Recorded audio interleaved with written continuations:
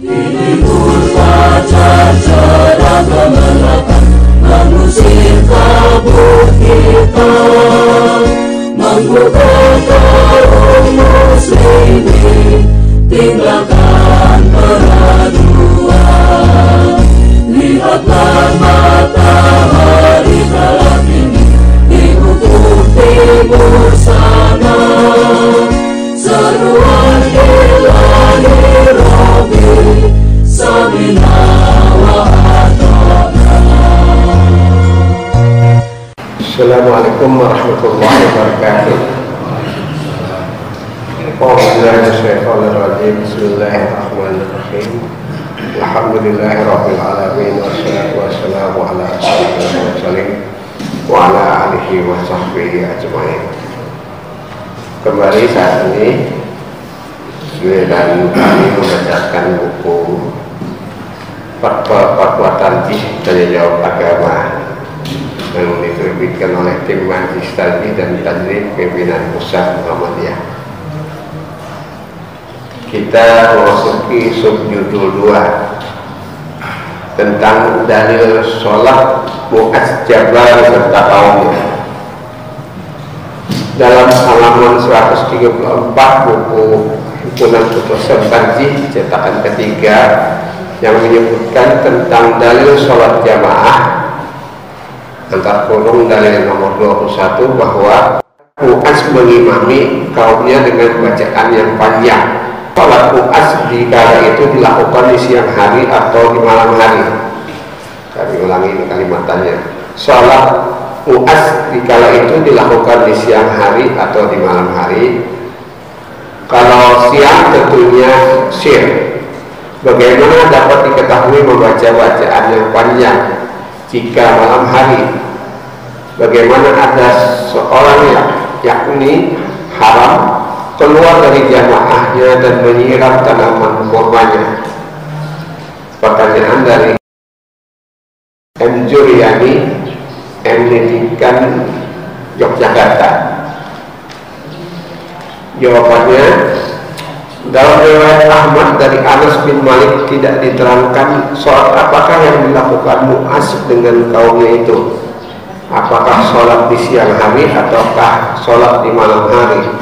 Tetapi kalau kita lihat riwayat Ahmad juga dari jalan sahabat Buraidah al-Islami, sholat yang dilakukan Mu'adz dengan kaumnya itu ialah sholat Isya, dan surat yang dibawa dalam sholat itu adalah Iqtarabatis Sya'ah, yakni surah Al-Qamar. Hadis riwayat Ahmad dari Buraidah itu nilai sanadnya sahih dan untuk jelasnya berbunyi sebagai berikut, yang artinya hadis dari Buraidah al-Islami yang berkata, pernah Mu'adz bin Jabal sholat dengan teman-temannya, yakni sholat Isya, lalu membaca dalam sholatnya itu Iqtarabatis Sya'ah, maka berdirilah seorang laki-laki sebelum Mu'adz selesai sholatnya dan mengerjakan sholat sendiri. Lalu kemudian ia pergi, maka Mu'adz mencela orang tersebut dengan pedas. Maka ia pergi kepada Nabi SAW dengan memohon maaf, menyampaikan ujurnya kepada Nabi dengan berkata, saya memelihara pohon kurma dan takut kekeringan air.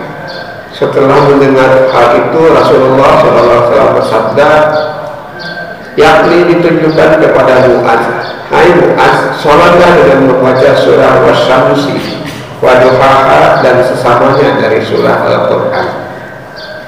Ini cerita yang sangat populer, barangkali sudah banyak mendengar.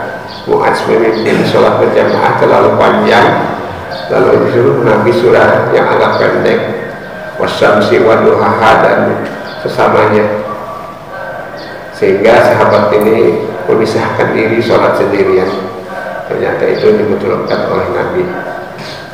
Sekarang subjudul yang ketiga, bacaan sholat dengan hati.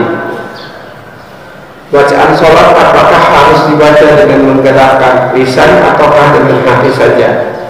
Artinya dibatin, tidak usah diucapkan.